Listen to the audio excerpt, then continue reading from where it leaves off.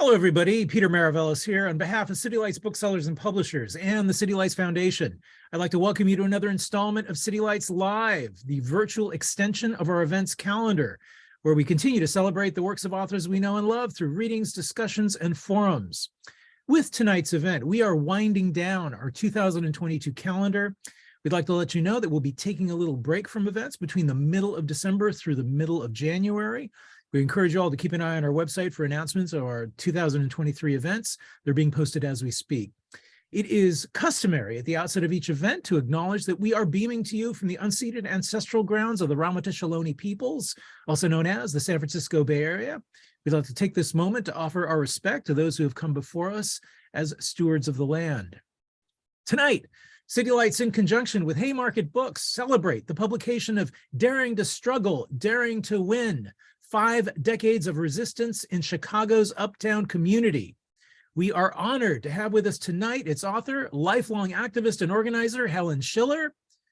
Daring to Struggle, Daring to Win tells the story of Helen Schiller's journey as she goes from radical organizer to independent Chicago City Council member, spending 40 years in the struggle for justice. She has tirelessly worked to challenge gentrification, police abuse, and homophobia in her community and has fought to represent humanist values. Her story serves as an inspiration and a blueprint for activists the world over. Joining her in conversation tonight was going to be Achi Obejas. Regretfully, she had to bow out at the last minute due to a bad cold. We wish her the best and a speedy recovery. Ms. Schiller will instead be in conversation with Louis Watts.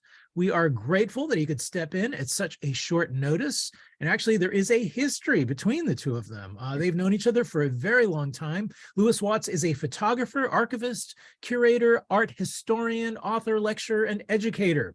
He is a professor emeritus of art at the University of California, Santa Cruz, and with Elizabeth Pepin is the co-author of the landmark and wonderful book, Harlem of the West. Before we begin, I would like to let you know we're going to be posting links in the chat function of your Zoom dashboard with which you may purchase copies of Daring to Struggle, Daring to Win. We'll also be featuring a Q&A at the end of the evening, so please post your questions and comments in that same chat function from where we will retrieve them. So join us now in giving a warm welcome to Helen Schiller and Louis Watts. Welcome to City Lights. Thank you.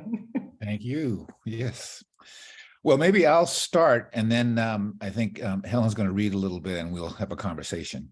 So I was going to say, our history, we go back a long time. We actually spent a year in Vermont at the Woodstock Country School, which was very interesting, and became really good friends. Although I didn't see her for a number of years, and I found myself in Chicago, I think when I was working on my thesis, like maybe in 1973. And my friend Ron Freund said, you know, Helen's in Chicago. I said, she is. So somehow I was able to get a hold of her, but she sort of said, you know, I think we can see each other, but I have to sort of be very cool about it, as if, because I'm sort of in hiding. I mean, she was sort of vague about it, but I wasn't sure. So we did meet, and it was really great to see her.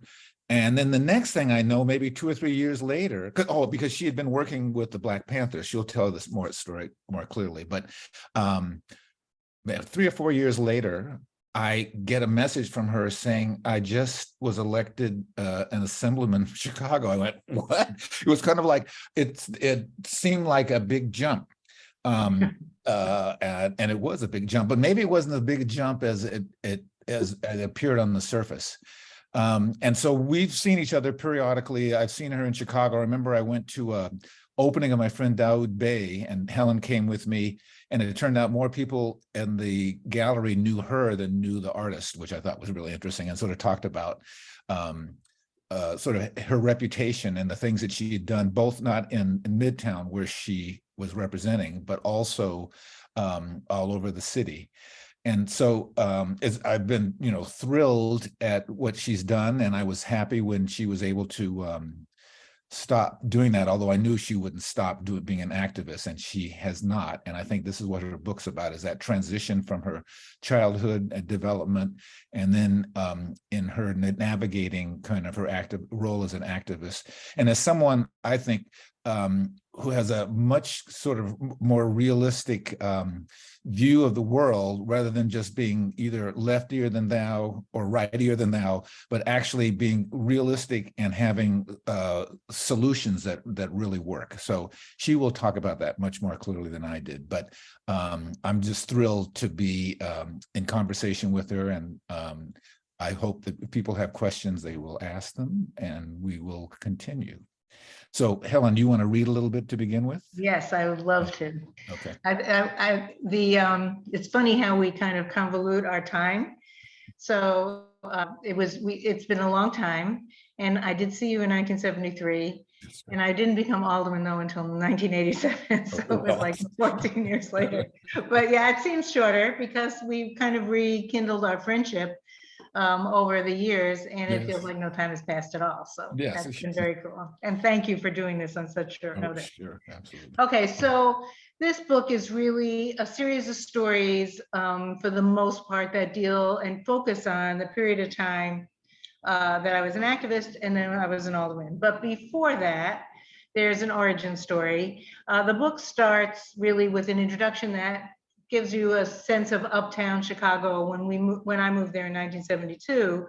And the first chapter talks about my introduction to the concept of fascism when I was 6 years old. But I wanted to actually go and read a little bit about my origin story, which is really my parents' immigration story. They each have one. And so I thought I'd start there and then have that be just to inform the rest of the conversation, if nothing else. It's something that I don't get that much to talk about, but I think it's important in terms of my view of the world, maybe. I don't know, so here it is. Both my parents immigrated to the United States in 1921. The previous year, the 19th Amendment had passed, giving women the right to vote. Meanwhile, the Ku Klux Klan, experiencing an insurgence and spreading into the North, was dramatically enlarging its membership. In the previous 2 decades, 4 million immigrants had entered the United States, welcomed as cheap labor. Labor conditions were intolerable and income inequality reigned. Workers began to resist, resulting in turmoil. With the emergence of the Communist Party and an insurgence of strikes and successful union organizing after the war, the political reaction against immigrants and communists was swift. Congress was on the verge of changing the rules. Some of the rules they changed established quotas that favored Anglo-Saxons, kept out Blacks and yellow people, limited severely the coming of Latin, Slavs, and Jews. My father was born in Lafayette in 1908. He came from Liepaja, formerly Lvov, Lafayette's second largest city, a major seaport located on the east coast of the Baltic Sea, 150 miles southwest of Latvia's capital city of Riga. My grandfather was a tailor who traveled to Russia to purchase textiles. Shortly before by German troops in the early years of World War I, he went to St. Petersburg. While he was there, the German army invaded Latvia, taking over most of the country. My grandfather was unable to return to Liepaja until the war ended, leaving my 7-year-old father to support his mother and 3 siblings by selling trinkets from his father's tailor shop on the streets of Liepaja. Shortly after the war ended and my grandfather returned home, the family received an offer of passage for one to America from a cousin living in the United States. Partly as a reward, partly out of concern that the burden of taking care of the family would continue to fall unfairly on my dad, they decided to send him, hoping for a brighter future for their eldest son. Having just turned 12, he had to pass for 16. The passage was 14 days on the SS Hudson, which landed at Ellis Island in New York on November 19, 1921. Upon his departure from Latvia, my dad's name was Moishe Shmatza. When he left Ellis Island, he was Morris Schiller. According to the SS Hudson's manifest, he was one of 700 passengers who crossed the ocean in 3rd class.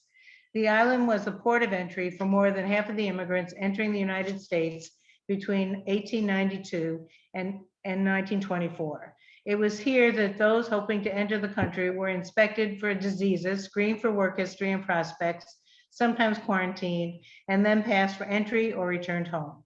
As such, it was a place of both hope and fear. Corralled like cattle, thousands of expectant immigrants passed through checkpoint after checkpoint, hoping to make it through. Accompanying long waits and pushing and shoving was a constant cacophony of voices in multiple languages, conjuring images of the Tower of Babel. If passengers were fortunate enough to have crossed the ocean in first or second class, their papers were checked on board, allowing them to avoid the bleak immigration process on Ellis Island. My father's sister Rosa and her son Kirov were the only members of his family to have survived the Holocaust. As the Nazi army approached in June 1941, her husband, who was in the Russian army, had put them on the last train out of Latvia toward the Ural Mountains. Their remaining family members had perished, along with an estimated 90,000 other Latvian Jews slaughtered by their Nazi occupiers, while fellow Latvians, for the most part, watched or ignored the mass killings. Kira's father had died in combat during the battle for Latvia, a few days after putting his wife and son on the train. They returned after the war, joining the 1,000 Jews who had also survived. In 1959, Rosa hired a private detective to find my father. He was successful, and a letter-writing communication between our families began. Because Latvia was still behind the Iron Curtain, writing was their only means of communication. More than 80 years after my dad crossed the Atlantic in March 2002, I sat in the lobby of a hotel in the historic section of Riga with my brother Ed and my first cousin Kirov. As Ed, Kirov, and I caught up with each other, I asked why his parents had sent my dad to the United States. Kirov, from his mom's perspective, and Ed, from my dad's perspective, responded at the same time. Ed, as a punishment. Kirov, as a reward. I burst into tears. Hearing the conflict between these opposing views dovetailed with my own sense of betrayal and abandonment when, as a teenager, I had been sent away to school for my own good. I know the pain my dad felt from being sent at age 12 to the United States. I felt it deeply. My mother was born into a Jewish community in a place called Baranovichi in what's now Belarus. Her mother, Ray, was a dentist, and her father, Hyman, a Talmudic scholar. My mother's birth corresponded to the beginning of World War I, a time when the sound of planes meant bombs overhead. The constant change of occupying armies, one day Russian, the next German, and then Polish, was dizzying and anxiety-provoking. The presence of soldiers meant hostility and loss of life or property. For a short while during the war, Baranovichi was occupied by the German army. Following the conclusion of World War I, borders were redrawn and the town fell within Poland. When my mother was born in 1914, it was with a Russian birth certificate. However, her sister Gertrude, born in 1916, had a German birth certificate, and her sister Miriam, born in 1918, had a Polish one. I grew up with the understanding that my mother's family was from Poland, but never considered to be Polish citizens. My family were Jews without a country.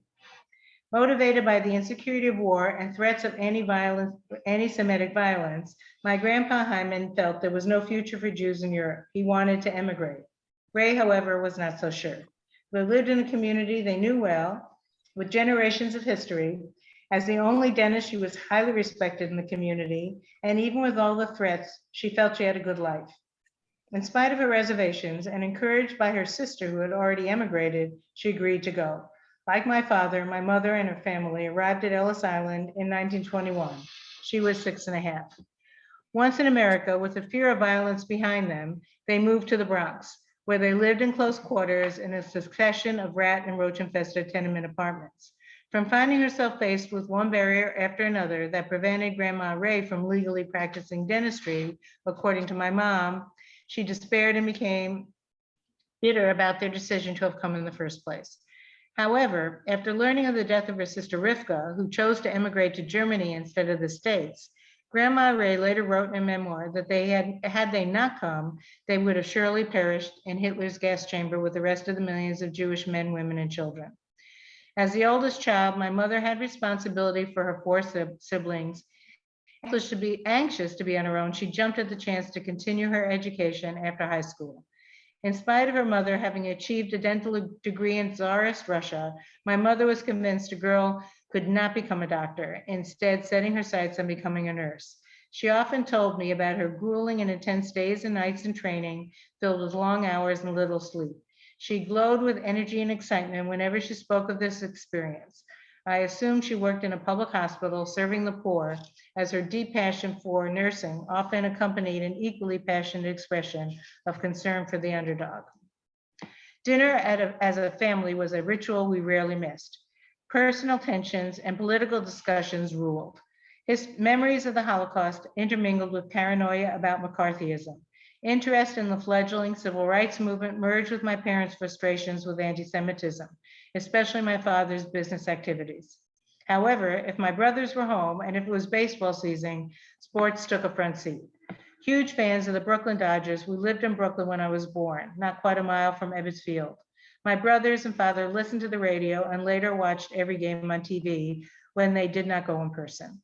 To us, the Dodgers represented regular working people, and their first baseman, Jackie Robinson, was a hero for breaking the color line, which he did just months before my birth.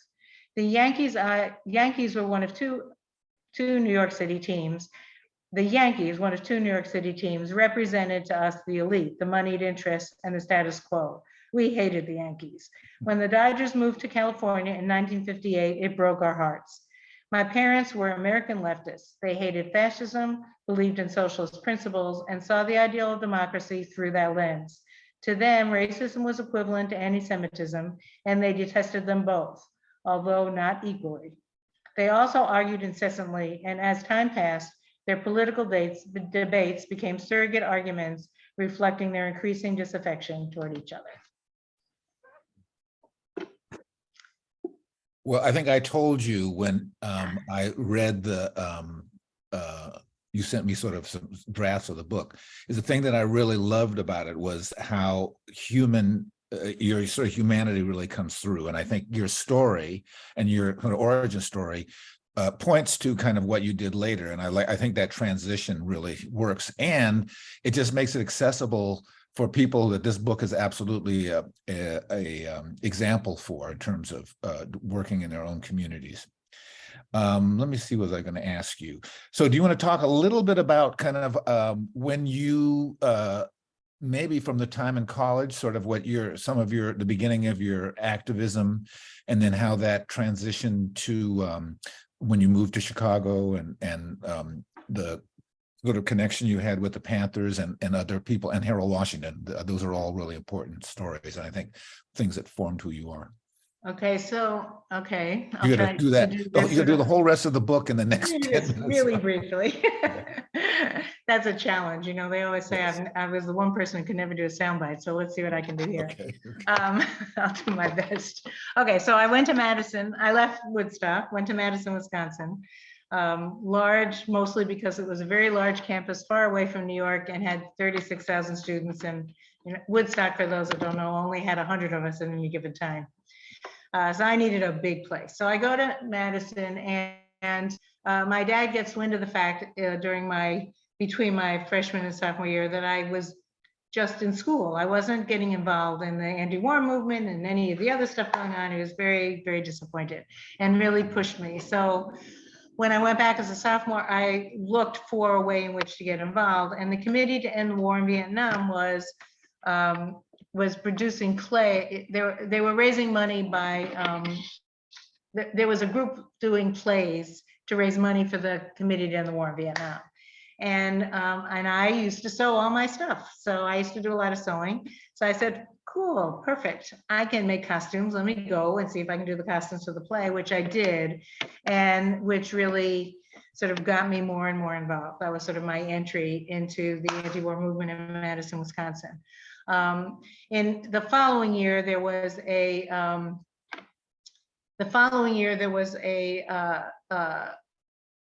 meeting. Dow Chemical was coming to campus, and they made napalm. They were making napalm in Vietnam. And there's a backstory to my dad was a chemist, and he had actually started, this is a little bit in the book, I didn't read it, but he started his own business in the 1940s, because he was too old because of his fake age, because he had to pretend he was 4 years older than he really was when he came to the country. They wouldn't accept him in the Army. They said he was too old. And so his alternative was to work for any number of chemical companies, including Dow. And he was quite confident that all of them were involved in making the chemicals that were being used in the gas chambers in Germany. So he decided, or by the Nazis, wherever they were. And so he said he couldn't do that, so he started his own business. And so Dow, you know, it was the war, it was my dad's history, it was a relationship, or what we believed was a relationship to Nazi Germany. So I was all in. And there was a group that wanted to sit in, as opposed to the original proposal, which was to have a picket. So several hundred of us decided to sit in and prevent people from actually getting to in the building where they were doing the recruitment, so nobody could actually get to those tables. And it was the first really big civil disobedient action outside. There were 300 of us that sat in, and 5,000, I think, outside that were supporting demonstrating and supporting the demonstrators inside. Anyway, it was a very big deal, and the results was a lot of activism that occurred afterwards, of which I was very involved. And then the following year was a Black student strike for African American studies, which I was already involved in. And somewhere in between that, I ended up going to Cuba on a trip that was organized by SDS pre the Venceremos Brigade. And that trip, and also a visit by Fred to campus in that 68-69 school year, brought me into an awareness of the Black Panther Party that was part of everything I was going to do when I left campus, although I didn't know it at the time. And I left campus at the end of 69, recruited to go to Racine, Wisconsin, to work with a few people who were there organizing initially in factories, but a couple of us, Mark Zalkin and I, decided we were going to focus on youth instead, and started made contact with people who were trying to become members of the Black Panther Party, but who were selling papers in Milwaukee. They were part of the National Committee to Combat Fascism there, which was a precursor to the Black Panther Party. And we connected with them, got Black Panther papers from them. We were into a lot of literature, and we helped them with theirs, and we bought papers from them. And then we were kind of reevaluating what we were doing, trying to decide if we were going to stay in Racine, and Fred Hampton got killed.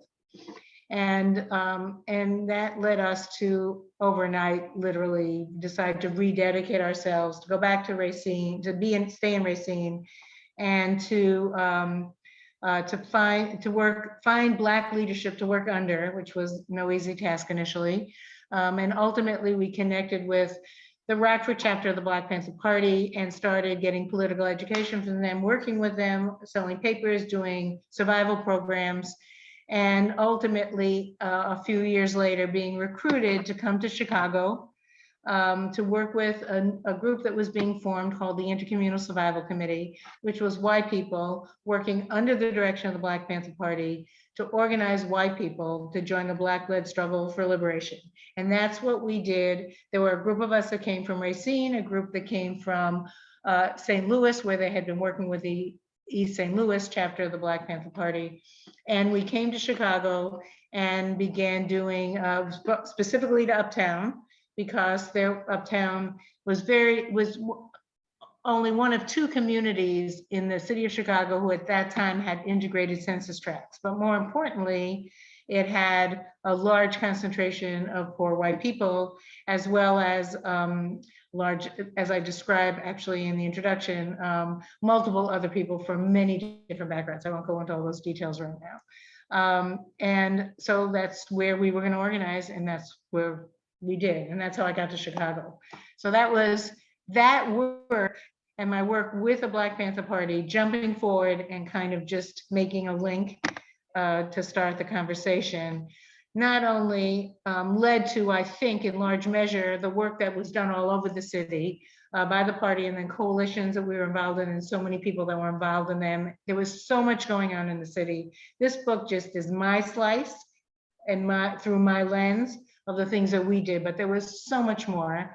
and that ultimately led to the election of Harold Washington. But and I ended up running for alderman largely really at the request and demand of Harold Washington, which is a separate story. But I want to just do a full circle here and say that when I got to the end of the book, what I realized was that the method of work and the platform and program of the Black Panther Party and the method of work that we learned through political education, but literally through the day-to-day work that we did on survival programs, interacting with people in the community, et cetera, really was what ended up informing not all, and I was really much more conscious of when I got to the end of the book and wrote the story, how much that had really informed everything I was able to do and accomplish as an alderman.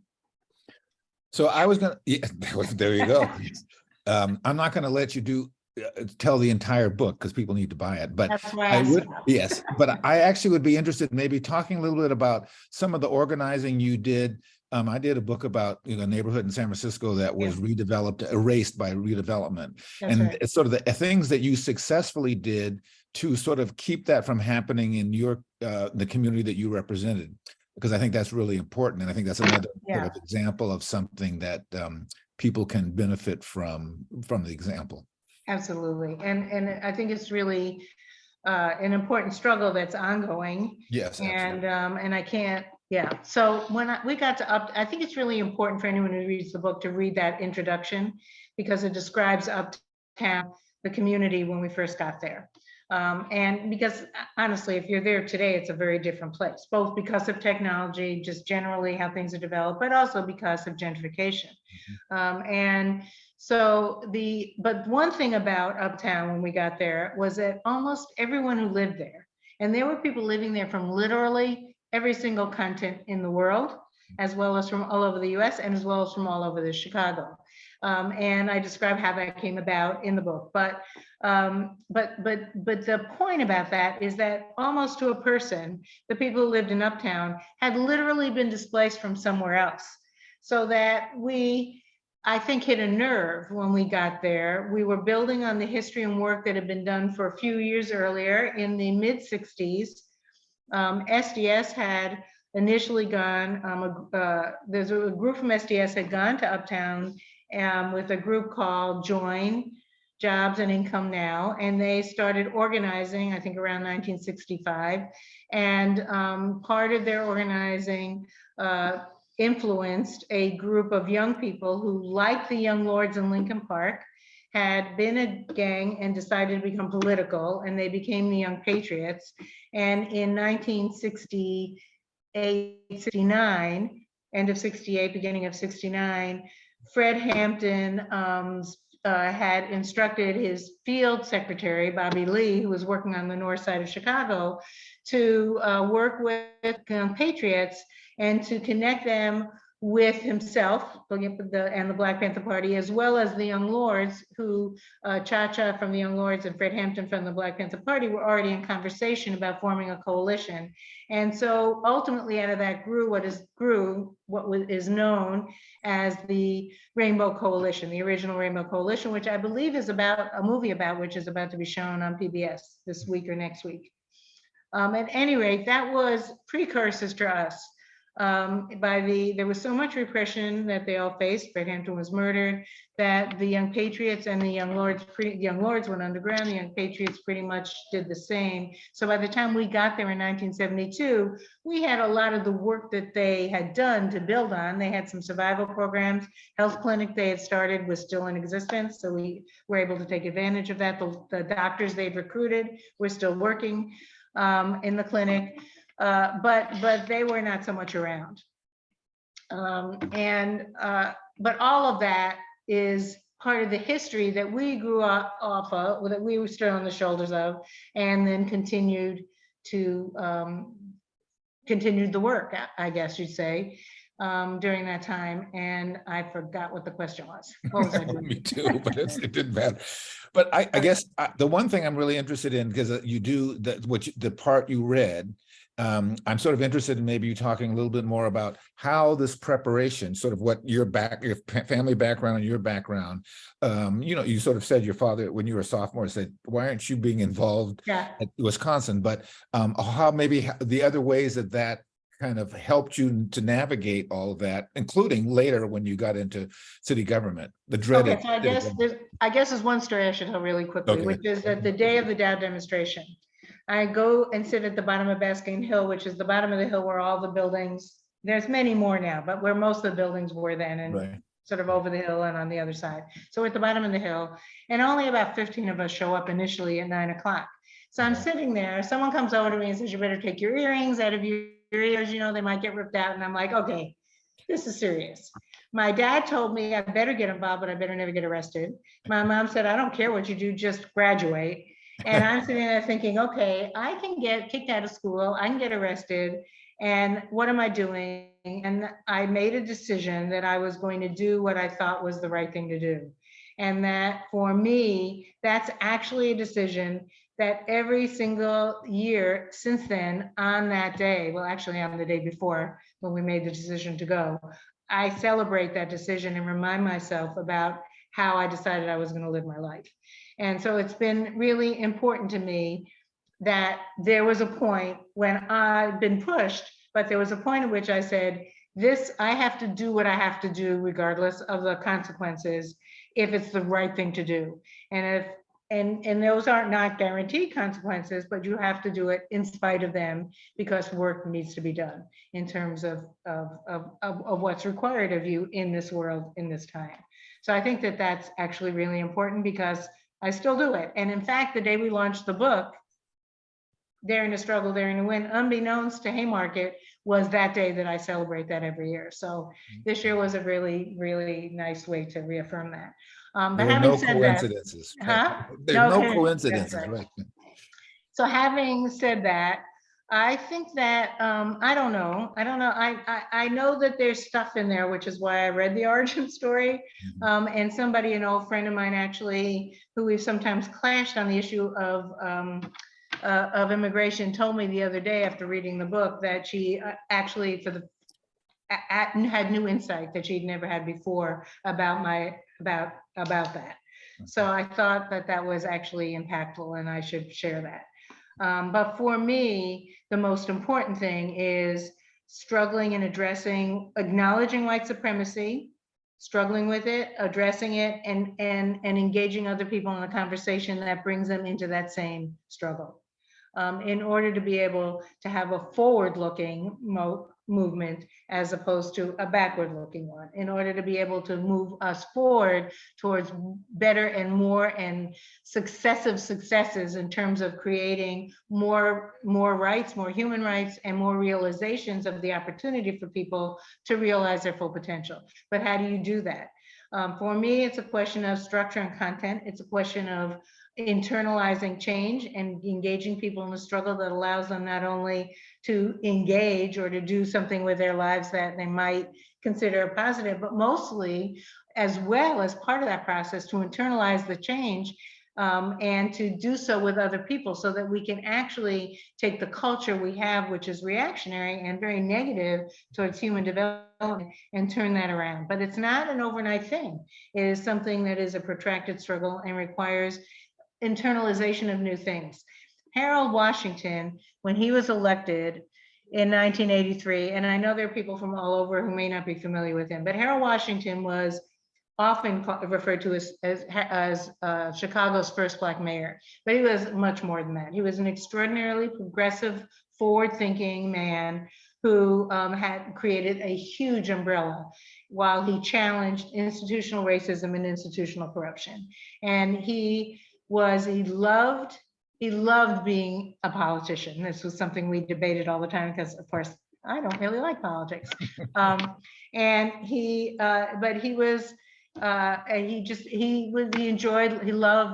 just loved life. He loved people. He loved change and affecting it. And he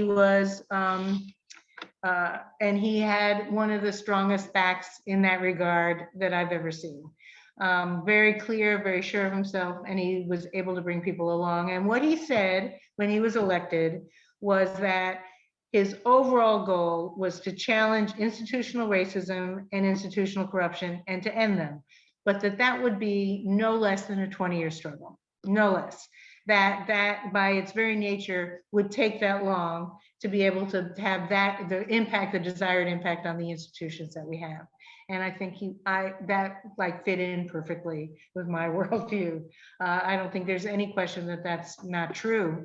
And therefore, it's really important that while we're engaged in any particular struggle, and I'm hopeful that it is towards having a material impact, that we use as a standard bearer to be able to evaluate when, you know, what we do in any given moment when we have to make difficult decisions.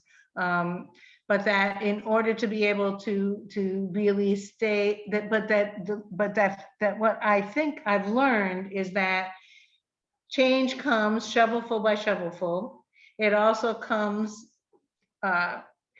qualitative change comes from a lot of quantitative actions, doesn't come overnight. And sometimes you've got a few steps forward and a step backward, but we cannot be discouraged. We have to be able to keep a broad perspective in order to be able to also keep our eye on the prize, which is ultimately affecting a world that is a much better one for all of us from a human point of view than the one we're living in today. Not just in this country, I mean, look at the world. Yeah. Well, that's one of the things I really admire about you, because you really it's really easy to become kind of really pessimistic and feeling defeatist, especially in the political climate. And I think you really, well, first of all, you know from your action and your track record that you actually have affected change. The other thing I was going to say that was the miracle about Harold Washington is that he really defeated the machine, the Daley machine. I think there were a couple people after Daley left, but the fact that he was elected was really a miracle. And maybe, well, I don't know if it was a miracle, but it was an example of what organizing could do. And obviously he was charismatic and kind of was able to help mobilize people, and obviously mobilized you, and I think really admired you, and that's why he talks you into going to politics, because well, he knew that I would be able to vote for them, so he needed my vote, and I appreciated that. But it's an example of the reaction from power to someone challenging power. Yeah. Oh, yes. So his election was a devastating attack against the machine, and it was a transfer of power that they weren't going to have any part of. Right. So that in his first, so immediately upon his election, there are 50 aldermen in the city of Chicago, and immediately the hardcore of the machine aldermen, who are also ward committeemen, organized 29 of the 50 aldermen to oppose him everywhere, at every turn. And like McConnell said when Obama was elected, yes, we're going to make sure you're a one-term mayor, and we're not going to let you pass anything. What they didn't count on was, one, that he wasn't going to back down. He wasn't one to back down, and he wasn't afraid to go to the people in the wards where they were. And he went directly to people with proposals that directly affected them, and ended up forcing aldermen, or the people who we taught in their wards, forcing them to go with him on any number of different initiatives. So that was huge. Yeah. But he was also But he was also benefited by the fact that there had been a lawsuit filed after the ward redistricting in 1980, after the census was taken, and as a result of that, a federal judge ordered that there be special elections 3 years into his term. So as a result of those special elections, he ended up with a 25-25 split on the council. That's when he came to me. He had kind of approached me earlier, but that's when he got serious, and he said, okay, you can be my 26th vote, because when it was 25-25, he could break the tie. So he was able now to get some things passed that they've been holding up. He had already actually accomplished pretty much 90% of everything he in front of the council. He was able to get passed, but it was always a struggle, a big fight, and they had been holding up on all of his appointments to boards and commissions, which was a very big deal. Do you still have me on here? Because I think I lost you. No, okay. Can you? Yeah, you're here. You're still there. Okay, well, I don't see anybody, but I'll keep talking. Well, we can see you, I think. Perfect. So he, so that's when he came to me and really pushed the point about, I really need you to run. And I realized that I couldn't say no. could beat the guy. I didn't know for sure I would, but I knew I had the capacity to. Mhm. So that I ran for alderman, and the rest is kind of history, right? Yes, yes, I guess so. I know it blew my mind when you told me. Let's see, what else was I going to ask you? So maybe talk a little bit about kind of some of, as you served for how long? How long were you an alderman? 24 years. 24 years, really. Yeah. Maybe talk about one or two kind of things that you, I know you've talked a little bit about your struggles with your fellow aldermen, but maybe some things that you really accomplished in the community. I think I like that as a positive, because that's really what Okay. I'm a little, okay. I Yeah. can't see you, so it's frustrating, but Ooh. okay. So, if you click on the upper right where it says view, I think it'll give you. no, I don't know what I did. I hit something Okay. and now I just see Zoom on it, and Okay. I'm afraid to touch anything because I Okay. don't want to lose. Oh, wait, I got it. Never mind. Okay. Oh, good. So, all right. Okay, so the what I remember the earlier question you asked me was about the conditions about Uptown and whatever. So we had displacement was a very big issue. And when we got to by the time I had gotten to Uptown, the city, it was historically the case in that moment in time that the city's planning department, Daley's city planning, Daley and the city, Old Man Daley, and the city planning department basically decided the way they had a term, urban renewal, which Chachi Jimenez actually coined urban removal, because what it really meant was we're going to renew the community again and again and again by promising the community a new institution that was going to benefit them, but Right. then building it where they lived so that they were never going to be there to be able to benefit from it. So in Uptown, that was initially a city college that became Truman College. Right. And as soon as they got that passed in the late 60s, and there was a big fight about it, and a lot of people have been mobilized, but they went ahead with it anyway, with a kind of a fake compromise about where they were going to build the college, and they destroyed a lot of people's lives. And then they did the same thing a few blocks away to build a health center and then also a middle school, which nobody wanted. So it was a situation where they were really moving quickly to displace as many people as possible. It was very cynical, and people responded. They weren't really prepared to be moved. And so there was a lot of organizing around displacement and around the conditions of the housing and around everything related to it. There were a lot of health problems as a result. There was serious lead poisoning. There was salmonella poisoning. There were people, there was a lot of health issues on top of that, heart disease and diabetes. So we had huge health problems, black lung, because a lot of people from the South, from Appalachia, ex-coal miners and their widows. And so there were a lot of health problems. There were a lot of housing issues. There were a lot of legal problems, and all of those things we became involved in. Started a service center, did a law center, and all of that brought me to the point where, when I was running for alderman, to a commitment that I told Harold, I'll run for you, I'll run and I'll be your vote, your 26th vote, but I'm going to focus, my focus is going to be on proving you can do development without displacement. And that was a very big deal for me, literally. And he was very supportive, but then he died. And there was immediate backlash from virtually all my colleagues, most of my colleagues, but certainly a majority of them.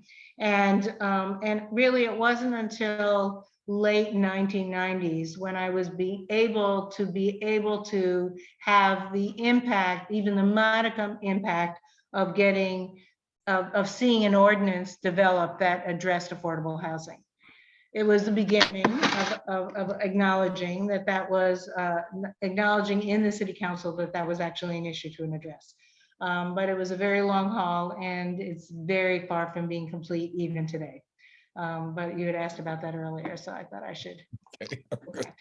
But also, the development of that displacement was a really big deal for me. And the one thing I wanted to prove you could do it. And I also wanted to prove that development didn't always have to be so cynical, that it could be done from the point of view of people who are most affected.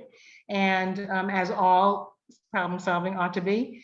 And that, and that was really what I wanted to make sure I was able to accomplish before I left the city council. You want to talk a little bit about maybe what you've done besides writing this book, but what you've been doing since you left? Did you think you were going to put your feet up? You probably knew you weren't going to do that. Well, my son, who had become a civil rights attorney in like before, it's sort of towards the end of my fourth term, I think, or fifth term maybe. And he had his law firm, and he was suing the city. So for the last couple of years, when I was alderman, I couldn't talk to him about any of his work because he was suing the city. And but the irony was that no one believed that we weren't talking. So the corporation counsel used to come and complain to me about stuff that he was doing, and I learned more from her about what he was doing than I ever did from him, because we didn't talk. We would have general conversations because I was always concerned, and you'll see if anyone who reads the book will see lots of stories about the police. But we didn't actually talk specifically about his cases. So, but we did talk generally about policy. So when I left the city council, I was a big budget person in the city council. I spent a lot of time. I figure you always follow the money, right? So I made sure I did that. And he asked me if I would come and help him set up systems in his law firm. So finally, I was like, jumped at the opportunity because I could finally talk to him about what he was doing. And then shortly after about a couple of years, they were outgrowing their space. So he asked me to help them find a place and then make sure it got developed and whatever. And he had this idea to get a big enough place that we would have space to create an organic legal community. And so we found a building on the west side of Chicago and did just that, started the West Side Justice Center. And I co-managed it up until the pandemic, when I really got serious about writing the book. And have helped along the way between now and then. We started a not-for-profit that's there. So it's a West Side Center for Justice that houses the West Side Justice Center, which is the not-for-profit, but also the Chicago Community Bond Fund that's been very impactful on getting in the cash bonds passed in the elimination of cash bonds passed in Illinois. Also, the First Defense Legal Assistance Program, which has been very effective in getting representation for people legal representation for people from the Public Defender's Office, whether or not they have been charged with a crime previously. Up until recently, if you were in charge with a crime and the police brought you in, you weren't entitled to representation unless you could pay for it. So they had volunteers, but ultimately got that policy changed. So there are new not-for-profits. There's a group called Equity and Transformation that's been very impactful in addressing people reentering from prisons and jails. And so it's become a hub of social justice activity, and hopefully that will continue to be there, although I'm no longer directly involved as of this month. So that was a big thing. And then I took up welding, which is my new kind of favorite way to let my mind go. Is welding related to your interest in sewing, do you think? Are there connections? Well, I really got into sewing was when I was younger. At Woodstock, I got into weaving. Right, I remember that. And I was going to when I left college, going to either go to Sweden or Mexico. I studied both languages, not very well, but studied enough to figure to get started. And I was just deciding where to go when I got recruited to go to Racine. So, I think I don't know what it's actually related to, but I really like it. Your hands have something to do with it. I was going to say, if people have questions, we're going to probably do a question and answer pretty soon. So please write them in the chat. I guess if people wanted to do it live, you could do that, but yes, so we'll look at those, and I can there was one that you actually have addressed, but I'll ask again. Let's see, there was about how you mentioned that, but you can say if there's anything else you have to say. It was like, how long did it take you to figure out how things in city government worked? I mean, I think that was partly what, even before you did it with, I don't know if there's anything else you want to say about that. Okay, well, it took me 2 years. My goal was to have a really, really, really responsive service office, because I knew if I did that, it would give me space to do everything else I wanted to do. And immediately upon being elected, one of the main developers who I was clashing with in the ward Mhm. hired a publicist who went to town on me that summer. So Okay. I was constantly engaged in that debate while I was really putting together the best service office I could, which really was why I started following the money in order to be able to know what was available, because as soon as, especially after Harold died, the word was, don't give Schiller anything. So I had to figure out how to understand the city government and how to get resources out of it for the ward. That took me 2 years, and I focused, laser focused on that, and on the development without displacement debate, which I had to respond to. It was about 2 years. There was actually an interesting question saying, from Judith, asking, why is politics a problem? For me? Well, maybe in general, or do you think it is? I mean, that's, yeah, you did. Well, I think politics is a reality wherever you are. Right. So it doesn't matter whether you're talking about electoral politics, or you're talking about a corporate entity, or you're talking about a school system, or any Right. bureaucracy. Yeah. There's politics. Yep. And that the essence of the issue, it seems to me, is that whenever someone has power, or whenever an institution is established, there's always someone that wants to maintain whatever it is. So you establish something, and there's a kind of an inertia that is encouraged by people who benefit from the inertia. So there's a constant, I think, for anyone that wants to make sure that things are responsive, any of those entities or institutions are responsive, requires a constant process of renewal. And that is kind of like energy. It's kind of like gravity. In gravity, an orbit, in order to move in orbit, requires tension.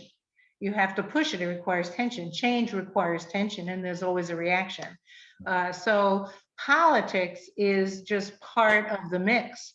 And the real issue is whether you let the politics control you, or you're engaged in controlling the politics, which is a collective action that requires people to move in unison and to be constantly wary and aware. And having said that, I think a concept that's really important that I talk about a lot these days is we all need a sea to swim in if we're going to make change.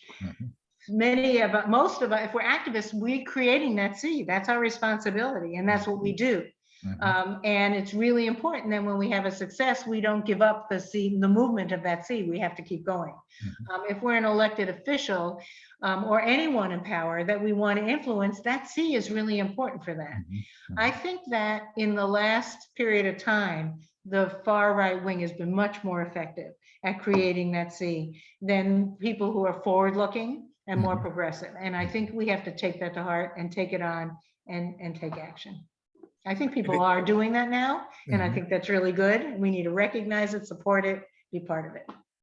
And I think actually there's certain forces that want the people to sort of accept that they don't have any power and nothing they can do. And I think that's what community organizing, because that's exactly, the right wing is another example of that. But there is power in coalescing, and if people are aware of their power, and most of the time they usually are, and will respond to it. So I think that was something you were really good at, and I think is really important. And that's what some people get discouraged and think, oh, there's nothing I can do, which is sort of a certain, like, it's a cop-out.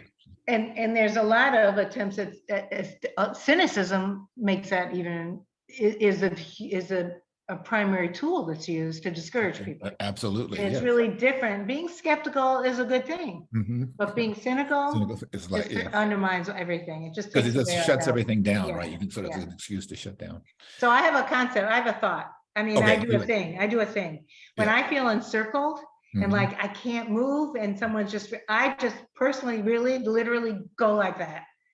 Yes. I'm resetting. Right. Now what's the new direction? And does it work? That's my thing. Well, it helps me look at a new direction. That's good. No, that's absolutely great. Let me see. Anybody else with some questions? I think you said we covered a lot of ground, and as usual. Well, one more thing about politics is that I think that it's important to bring truth to power. And that's politics. It is. Whether we like it or not, it's a form of politics. So, I'm not I never consider myself a politician. People laugh at me and say, well, of course you are. But that's a matter of but I don't really fault people who see that as a career. I kind of learned that from Harold. He was, Right, you know, right, he was an honest person, so I didn't right, have to yeah. worry about it. But generally speaking, for me, it's you have to engage in politics if you want to address power, but you have a lot of ways in which you can do it. Mhm, mhm. We So all have what's your next book going to be about, Helen? So actually, you're asking me this because I texted you. Well, it's good. I was in Georgia for Yeah. the election last week, Oh, and yeah. I, with a friend, we went down there for 3 days and knocked on 450 doors, which I love doing. I realize that if it's not about me, I love canvassing, especially if it's warm out. However, we planned an extra day just in case ballots had to be work had to be done on the ballots, but it didn't because Right. Warnock won by enough votes. So we went to the museum, the Civil Rights Museum, and they have a panel that you can press buttons. It's kind of ironic because every button has the same result, which is about Jim Crow, and it had all the different rules or laws, things you couldn't do, that Black people couldn't do under Jim Crow, or white people for that matter, who wanted to interact with Black people, but it was obviously geared at Black people. And I'm reading it and I'm like, this is same rules, same restrictions as in Germany during the Nazi era. Right. And to me, so I thought that was really interesting, and immediately went to my mind is I'd almost like a list of all of these rules and how they were applied and when they were applied against Jews and against Black people, starting with slavery. Right. And the after effects. I mean, they actually were applied after slavery, but they were worse during slavery. So, because to me, they're both horrific experiences, but I think it's important to understand the fact of slavery as the foundation of the economy and the politics, the structure of government of our country is unique in of itself. And there's, coming from the experience of having the Holocaust being so much a part of my origin story and the conversations that I've had with my family, and I explicitly, I read, did say that they were concerned about racism and anti-Semitism, but not equally. And I think that that's true. And for me, I've always looked at a way to have a voice on that subject. And so as I was looking at the Jim Crow laws, I realized this might be a way to do that, to do a story that encompasses both of those histories and the responses to it, and how and their impacts in the relationship to our body politic here today. Because we cannot address the issues of racism and institutional racism in this country. We can't address the ways in which we can't address anything. I mean, the Jews the families that survived the Holocaust were able to be, in some part, receive some kind of reparations. In the States, that was promised and never realized. I think we have to go through all that. We've had millions of people, literally in both cases, who lost their lives.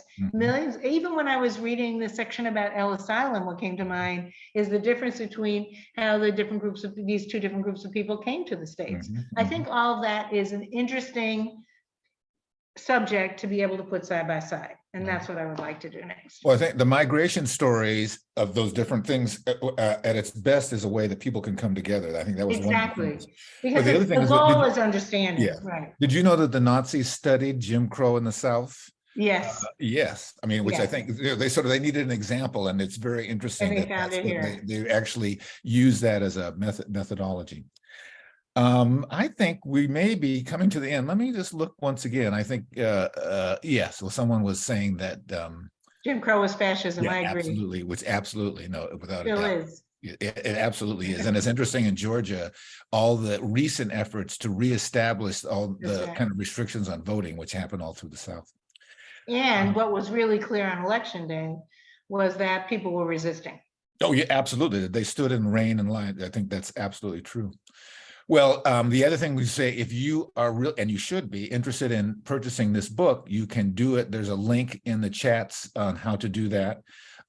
It is absolutely available, and it's doing very well, and it's gotten really good reviews on Amazon and Barnes and Noble, and probably some other places. So if you have read it, or you do read it and you love it, you should let people know about it, because I think it's really important that this book sort of gets out in the world and widely distributed.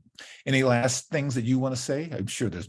I just wanted to add Goodreads to what you just said, because Goodreads, okay. everybody can write a review on Goodreads, wherever you bought the book. Okay. I just love the fact that I can have these conversations. Yes, absolutely. And I really think that this is a time where we really have to really be building that seed of women in order to be able to create the momentum for the changes that we so desperately need. And I think these sort of book talks are really great, but I hope that you will find other venues. Maybe we'll have to find some more for you, because I think it's really important. And I think like I said, your story and what you have to say about it is really an incredible example for a lot of people. And I think it's, so I hope that you will, I know you will continue. And I will see you I'm soon. willing and able. Yeah. All right. I know you are. Okay, well, let's see yes, thank you all for tuning in, and don't forget City Lights. Yep. City Lights in North Beach is the place. So it's a really great place to gonna do book perusing. I know. I guess also I should mention that Haymarket has all of its books. There's a sale going on through the end of the year. Okay. I believe it's 40% off all of its books. And they also have a packet they put together on abolitionism. That's also has some kind of special. So you might want to check out Haymarket. Haymarket is the publisher of her book. Yeah. Anything that you want to say, Peter? Well, yeah, I want to remind everyone, we've posted links for Haymarket. Oh, you did? Yes. Check them out. And actually, City Lights has a full selection of Haymarket books. And I encourage everyone, please come on down, browse our stacks. We're actually open for business.